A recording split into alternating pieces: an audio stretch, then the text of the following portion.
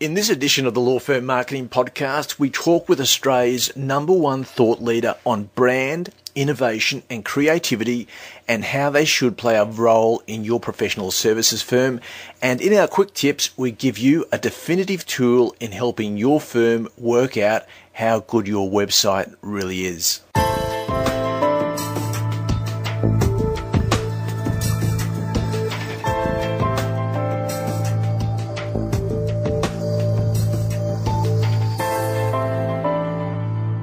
Welcome to the Law Firm Marketing Podcast, proudly brought to you by Australia's leading professional services marketing company, Grow Your Firm. If your firm needs help with its online presence, then our team of web strategists, designers, developers, SEO and social media experts can help get your firm on the front foot. You can contact us at www.growyourfirm.com.au. Well, thank you to our last guest, Mark Parker from Smart Selling International, who talked with us about the potency of social media and particularly the power of LinkedIn, who he described as a sleeping giant in the social media space. Now, if you haven't heard the podcast yet, then obviously you can do so at iTunes or at thelawfirmmarketingpodcast.com. Now, remember, if you have questions for any of our guests or for the team at Grow Your Firm, then simply email them to questions@lawfirmmarketingpodcast.com and we'll take them up in a future episode.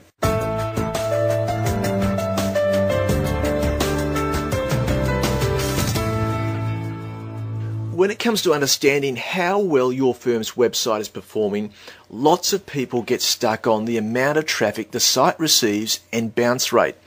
Now, remember, bounce rate is the percentage of people averaged out that come to your website and bounce off it. Traditionally, it has always been thought that a high bounce rate, say anything over 50%, means that your firm's website isn't engaging and therefore isn't working. Well, it's not always that simple. For example, the first question has to be, has your website got any content that would encourage a searcher or a user to stay longer? For a site that is overtly basic with little content, then you just wouldn't expect someone to stay longer than necessary. Also, for some sites that we're involved with, when the high bounce rate correlates with high conversions, then bounce rate is essentially irrelevant and usually points to an engaged cohort of users or searchers that know what they want when they come to your site, they scoop it up and away they go. Now, that's usually the contact details, and it's why every firm should always have them ever so prevalent on every page of your site. Remember, not everyone will come to your site via the home page. Now, when you consider bounce rate in this context, you've also got to think about bounce rate on every page of your website as well, because not all pages are equal. What I mean by that is that you would expect a high bounce rate on your contact page, for example, because people are simply diving in, getting your contact details and diving out. So the message with bounce rates is that never should you consider them as the definitive tool for working out your site's performance. There are other metrics that, in our opinion, are much more important, particularly exit rates and engagement rates. Ideally, your firm's website should be a series of stepping stones where you've crafted a page or a path or a series of pages that increases engagement along the way and then, of course, eventuates in conversion, or in other words, the client or potential client contacting your firm. Now, this is where page exit rates are just so important, because they will tell you which stepping stone is broken and leading to a high exit rate on one of your pages. And this will be ever so overt if you've got your website configured around a content strategy. In other words, mapping out user engagement pathways or how you want the user to interact with your site's content. This is so important, and if you haven't thought about this, your website is just really a brochure online. Now, you'll never get this completely right, and it's why you need to be always testing. So, for one client we're working with around exit rates, we've literally pressed out around 4 or 5 iterations of both the site and the content, and we're testing which one is performing best, and obviously to identify how we can fix the broken stepping stone. Now, the other metric I want to touch on comes from a great book called Digital Impact by Vipin Mayar and Jeff Ramsey.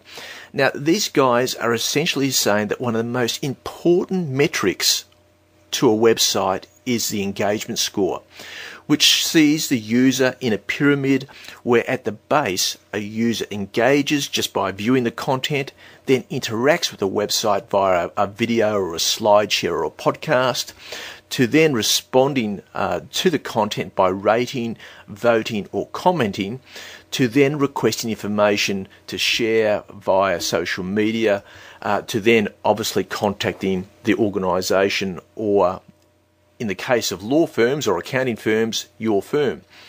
Now, what they say is that you assign a value to each, and then you calculate what they call the engagement score.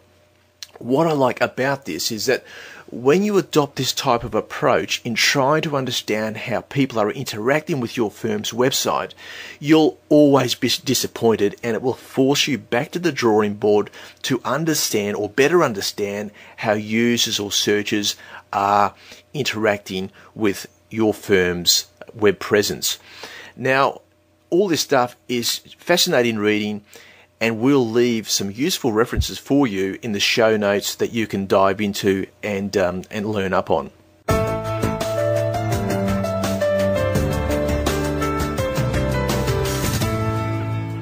Gary Bertwistle has been working in the business of thinking and ideas for 20 years.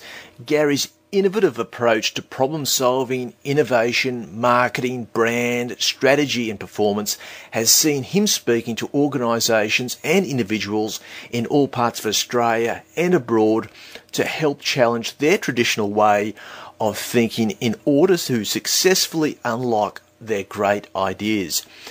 In order to truly innovate and develop breakthrough ideas, you need to think differently, and that is what Gary is all about. He has a simple, straightforward approach to thinking differently and has been enthusiastically received by audiences throughout Australia as well as other continents around the world.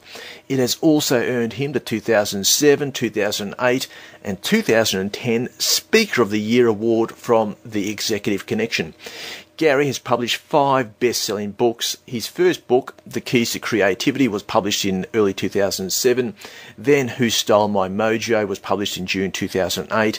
What Made You Think of That was released in June 2009. And his most recent book, The Vibe, was released in early 2010, which was then followed up by My Dad's Got Mojo in late 2010.